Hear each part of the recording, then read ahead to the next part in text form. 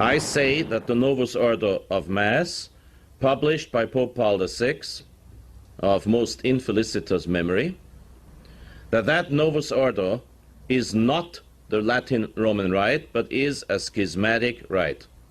Yo digo que la misa Novus Ordo, publicada por el Papa Pablo VI de infeliz recuerdo, que esta Novus Ordo no es el rito latino, sino un rito cismático.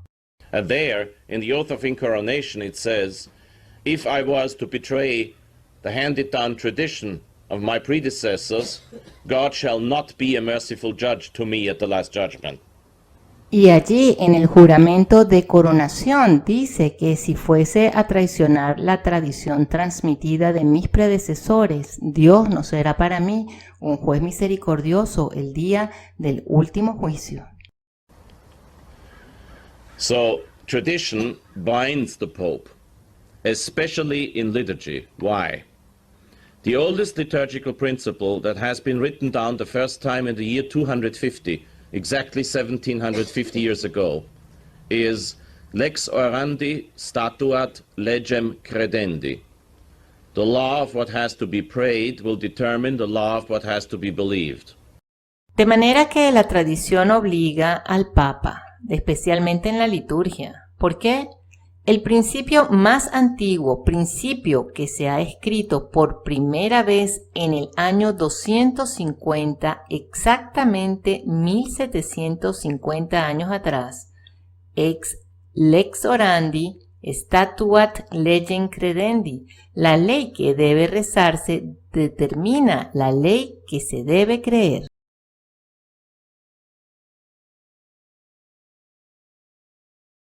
Bienvenidos y gracias por escuchar Verdad en la Red.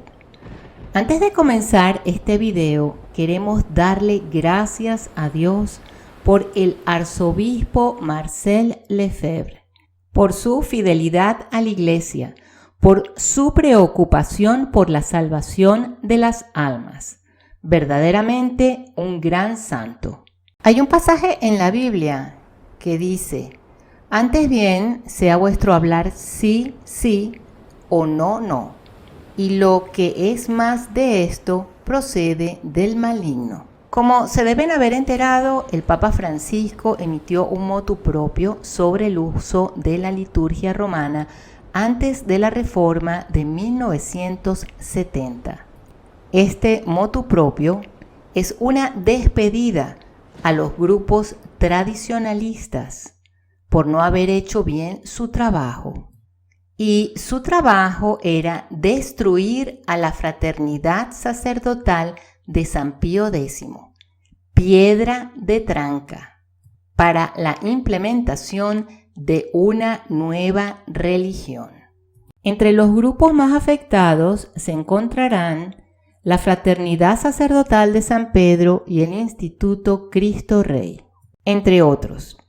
Entonces recordemos que cuando Monseñor Lefebvre consagra a sus 4 obispos, porque Roma se dilataba demasiado en decidir el otorgarle un obispo que habían acordado, y ya Monseñor Lefebvre estaba mayor y estaba enfermito, pues él se dio cuenta de la estrategia que estaba jugando Roma, así que decide consagrar sus 4 obispos. Y entonces un grupo de seminaristas y 12 sacerdotes deciden abandonarlo.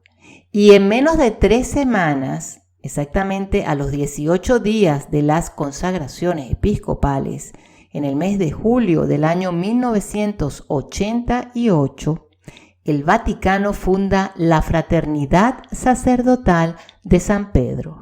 Qué rápido aprobaron esto, como si lo hubiesen estado planeando, pues para aprobar una nueva orden generalmente se toman meses y aún años. Pero es que la función de la Fraternidad Sacerdotal de San Pedro y otras órdenes tradicionalistas era destruir a la Sociedad Sacerdotal de San Pío X. Los medios de comunicación, así como los sacerdotes desde el púlpito, comenzaron a predicar que la fraternidad o sociedad, como les quieran decir, de San Pío X estaba en cisma. Así que la idea era que la gente le tuviese temor y al ver que supuestamente no estaban, entre comillas, vamos a decir, en unión con el Papa, pues abandonaran a la fraternidad de San Pío X y se fueran a estos diferentes grupos. Harían ver a la sociedad sacerdotal de San Pío X como aquellos rebeldes que hay que oponérseles y desvanecerlos. Pero la realidad es que uno no puede estar con Dios y con el demonio. Aceptar las deformaciones de Vaticano II es vivir una mentira, una doble vida. Como decía el padre Hess, lo que hacen estas órdenes es mantener un museo, administrar un museo. Mucho faralao, mucha decoración, mucha pompa y al final, bueno, son devotos de los escritos de Sor Faustina, hacen el Domingo de la Divina Misericordia, una devoción instituida por modernistas, y si alguno de sus sacerdotes, porque hay que reconocer que en la Fraternidad Sacerdotal de San Pedro hay muchos sacerdotes buenos, pero si alguno se desvía, se sale del carril de lo que quiere el obispo, bueno, pues son movidos, cancelados, censurados. Esta es la realidad. Es triste, pero es la realidad, aunque no lo quieran reconocer. Ahora vamos a comentar algunos puntos de esta carta apostólica del Papa Francisco. Ustedes, si están interesados, pueden leerla completamente. Les dejamos el link en la caja de descripción. El nombre de la carta es Traditionis Custodes. Este nombre de la carta dice que es custodio de la tradición.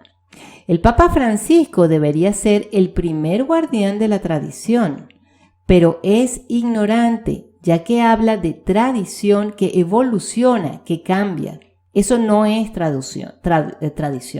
Tradición es lo que tú pasas de generación en generación, las costumbres, las enseñanzas, novedades que cambian, no es tradición.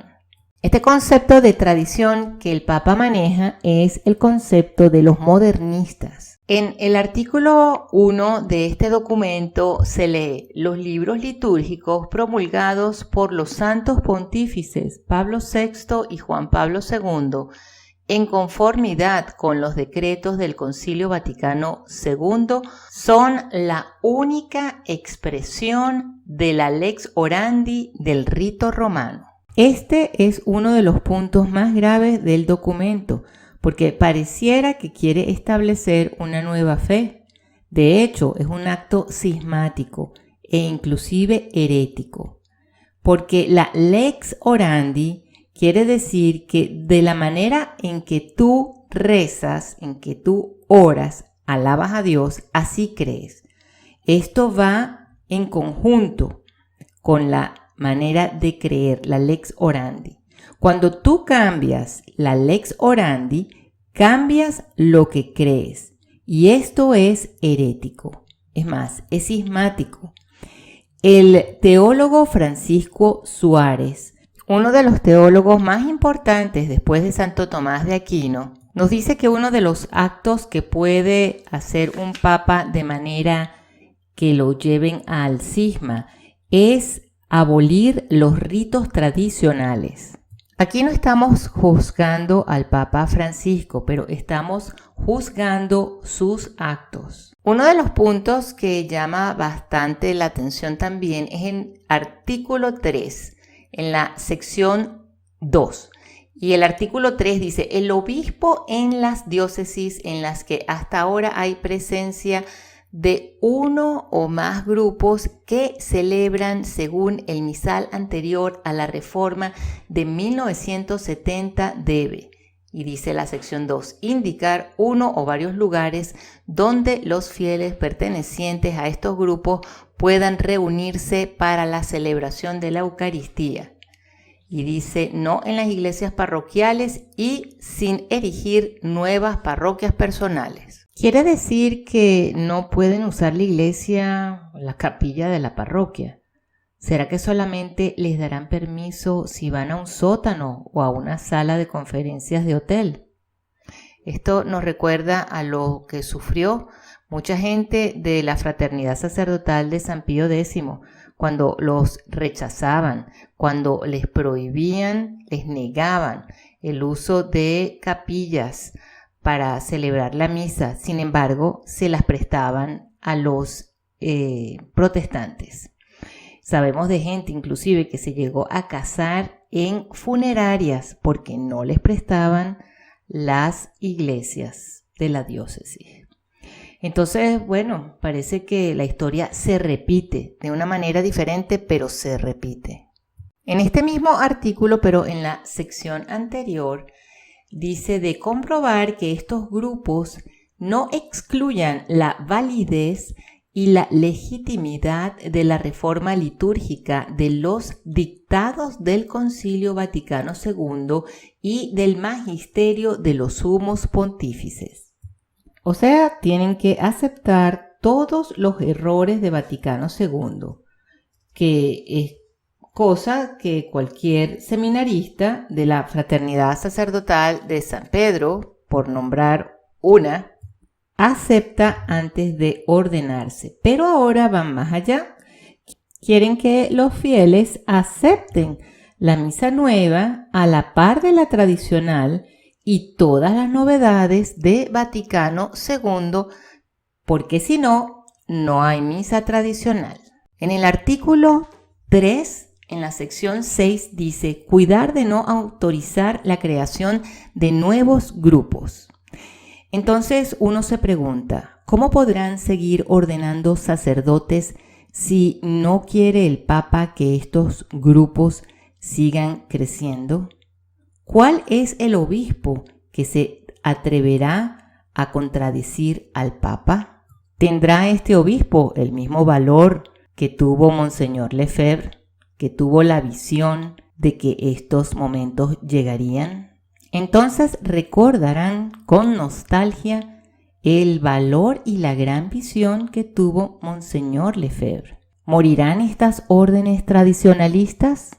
¿O regresarán, en el caso de la Fraternidad de San Pedro, a la orden de la cual nunca debieron separarse?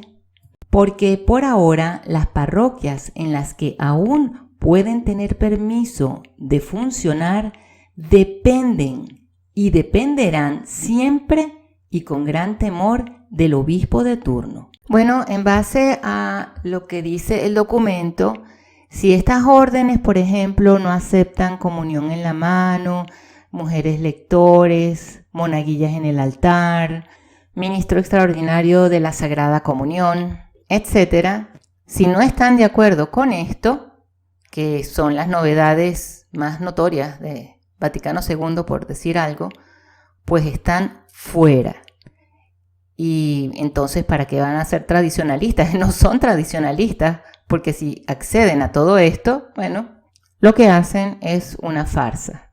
Como dije anteriormente, no se puede andar con Dios y con el diablo al mismo tiempo. Ahora, en sí este documento no tiene la fuerza del lenguaje de la bula papal del Papa San Pío V en el documento Quo Primum. Este documento del Papa Francisco es flaco, vago, impreciso, pero como estas órdenes se han tomado el Kool-Aid, se han bebido el Kool-Aid de que lo único que es importante en la fe es no cuestionar al Papa ni oponérsele a cosas que son incorrectas, pues no les queda más que consumir lo que ellos mismos se han preparado. Por último, no olvidemos lo dicho en la sección 7 del Concilio de Trento, que fue un concilio dogmático, específicamente en el Canon 13, que dice: si alguno dijera que los ritos recibidos y aprobados de la Iglesia Católica, acostumbrados a ser usados en la solemne administración de los sacramentos, pueden ser despreciados o sin pecado ser omitidos a voluntad por los ministros o ser cambiados, escuchen, o ser cambiados por cada pastor de las iglesias en otros nuevos sea anatema. El Papa Francisco ha completado el trabajo que sus predecesores trataron duramente de llevar a cabo, de completar. Bueno, esta carta es un acto cismático que demuestra el colapso de lo predicado por el Vaticano II y le es indignante a Dios Todopoderoso, como lo refiere el final de la bula Quo Primo. Roguémosle a Dios por el Papa Francisco que reflexione, porque esto podría traer la furia de Dios sobre los miembros de la Iglesia.